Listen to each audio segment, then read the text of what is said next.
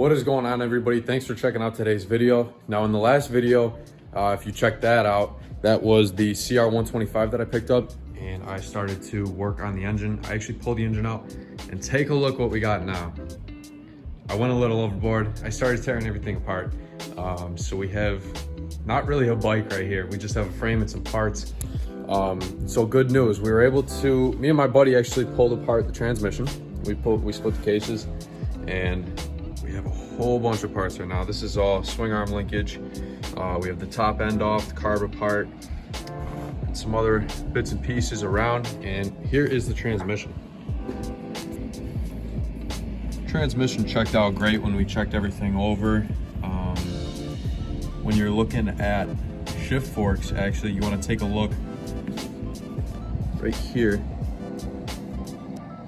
And these are called pawls, actually. And you can check them out right here.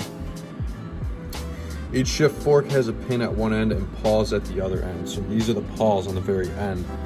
And the pins at the top right there, which would be right here, those are gonna fit right into the cam grooves of the shift drum. And as you can see, this shift drum looks perfect.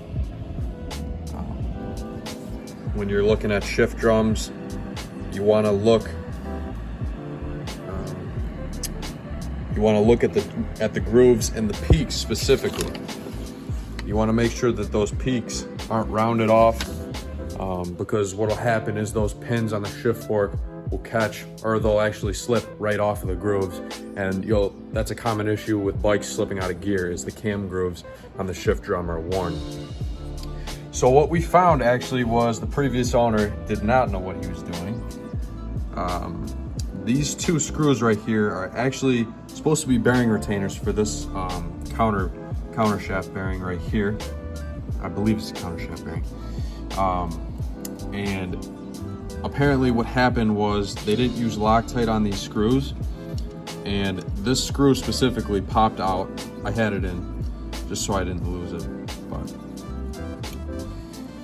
the owner apparently didn't put any thread locker on these. Typically you want to use blue or red, but usually blue thread locker on the threads, just a little dab, just to hold them in.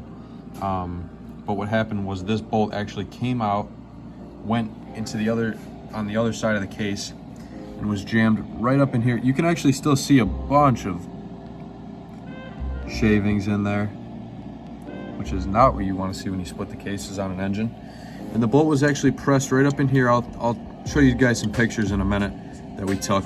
And it was pressed right up against the cam groove, and the bike wouldn't even shift out of gear. So it was stuck in gear because that bolt was pressing right up against the cam groove. It wouldn't let the cam groove, or it wouldn't let the shift drum, rotate when you tried to move the shifter pedal. So that's gonna be going back together here pretty soon once I get the parts in. I'm just waiting on gaskets and whatnot.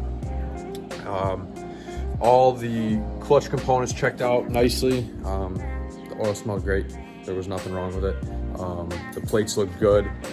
No warping or distortion. So that checked out pretty good there. Flawlessly, actually.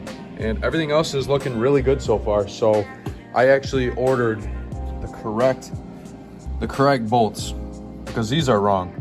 They're supposed to look like these with a flat top like that. So I actually ordered them off of Motorsport. I ordered the bolts and the bearing retainers. I just wanted to go, two sets of brand new. I don't want to mess around with aftermarket stuff or something that somebody jerry-rigged. So I'm not going to mess around with that. I'm going to do it the right way. And we're going to put these cases back together, put the engine back together, and hopefully start getting this bike looking like a bike again. I also wanted to do a quick update on the RM125. That bike is actually sold. So the owner picked up that bike, the new owner picked up the bike this weekend, and he took that off my hands. So that is sold. And we do have a 2020 Sportsman 450 in that a customer dropped off for a fluid change, a 400-mile inspection, engine break-in and whatnot. And he also requested a adjustment of the rear suspension, being that he's a 300-pound guy. So we're gonna adjust that and get that going for him. And as always, you know, if you guys need work on anything, be sure to let me know. Give me a call, shoot me a text at 716-930-2109. I'll have it linked down in the description, and I'll leave my email in there as well if you want to contact me. I'm based out of Buffalo, New York. So thanks guys for watching. Be sure to stay tuned for more updates on the CR125. And if you guys have any questions, if you're working on anything and you want to know, you know, be sure to ask me and I'll be sure to help you out. Thanks guys, we'll talk to you soon. Peace.